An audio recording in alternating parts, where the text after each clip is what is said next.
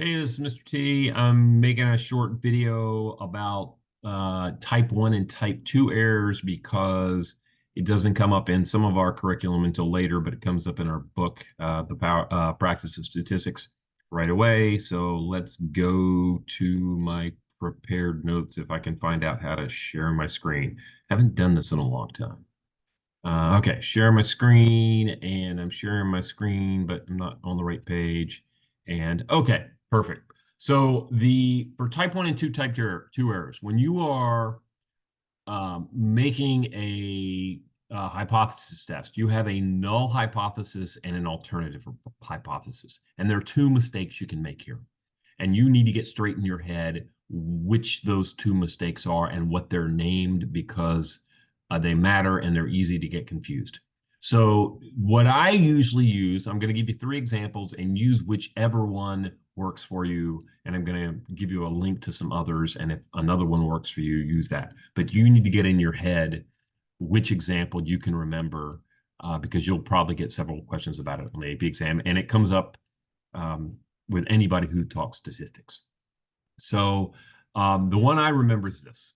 In our justice system, a person is presumed innocent until proven guilty, which means our null hypothesis or our dull hypothesis is that a person is innocent, and the alternative hypothesis is that they are guilty.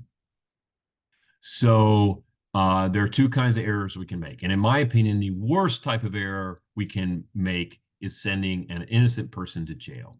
So in that case, we've rejected the null that they're innocent when actually it was true.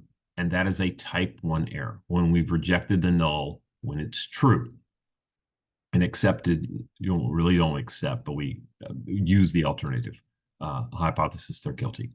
The other type of error that we can make is letting a guilty person go free. So in this case, we fail to reject the null, which means we assume they're innocent, when in fact the person was guilty. So this is also an error, but it's not a serious, once again, in my opinion. So that's a number 2 error. So that is one. There is a link that I'm going to send you. I'm going to do that 1 second. So this is one I haven't used as much, but I like it. And the idea is that, let's see if I can make this a little bigger so you can see it. The boy who cried wolf.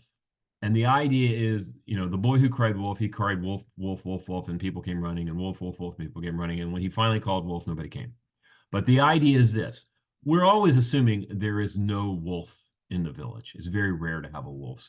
So our null hypothesis is no wolf. So a type 1 error, which is often called a false positive, it's hard to read, but there's a little plus there, what's often called a false positive, is that they hear him cry wolf and they come running because they're rejecting the null.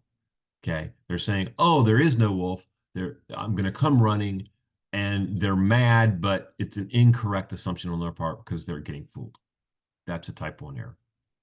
A type 2 error, which is often called a false negative, which is what this little false dash means. It's not clear. Once again, our null hypothesis still is there's no wolf, but the little boy cries wolf, wolf, wolf, and the villagers are like, oh no, you're not going to fool me again. And they incorrectly fail to reject. It says accept here. That's not proper language, but they basically think, oh, there is no wolf, when in fact there is. And if you read through the link I'm going to send you, it actually says, oh, a type 1 error is when everyone's pissed off, and a type 2 error is when everyone gets eaten. And now in this case, the type 2 error is more serious. So it's not always that type 1 error is more serious. It depends on the situation. But the idea is type 1 error is that we've rejected whatever we think the null is in favor of the alternative when it's actually true. And in type 2, we've actually rejected the null in favor of the alternative when the null was actually false. I may have just said that wrong. Okay, let me give you the first example. And in fact, I'm gonna go back since I have all my notes up. I'm just gonna pull them up. Just make sure you got it right. So you can take a look at this. Cry wolf. We assume there's no wolf. We reject the null. there is no wolf, but we believe the alternative, there's a wolf. Everyone's pissed off. Whereas type 2, we fail to reject the null. In fact, we believe there is a wolf. We believe there is no wolf when in fact there is one. Everyone gets eaten. So in this case, type 2 is more serious. There's another one I'm going to go through right now. You can come back to this if you need to read it again. This is the one I like just because it's funny. And the question is, am I going to be able to get back there? So you'll see this one on the internet occasionally. So for most medical tests, the assumption is you do not have whatever you're being tested for. You don't have the disease, or in this case, you're not pregnant. So the assumption is you are not pregnant or you don't have the disease. That's the assumption for most medical tests, which is also why the false positive and false negative is what it is. So our assumption here is you're not pregnant, but in fact, we reject the null hypothesis and accept, or for the alternative null, and think that you are. So that's a mistake. And this is where I may have to go back to my notes because I got it wrong last time I tried to record this. So once again, our null is you are not pregnant, but we falsely believe that you're not.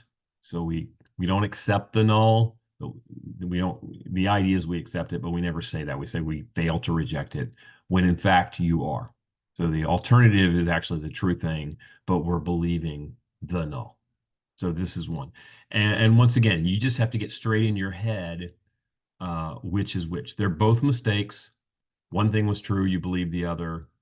But the type 1 is where the null was true, but you rejected it.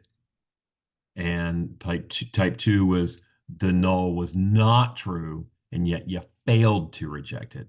Basically, you believed the other thing. Okay, I hope I got that right. Ciao.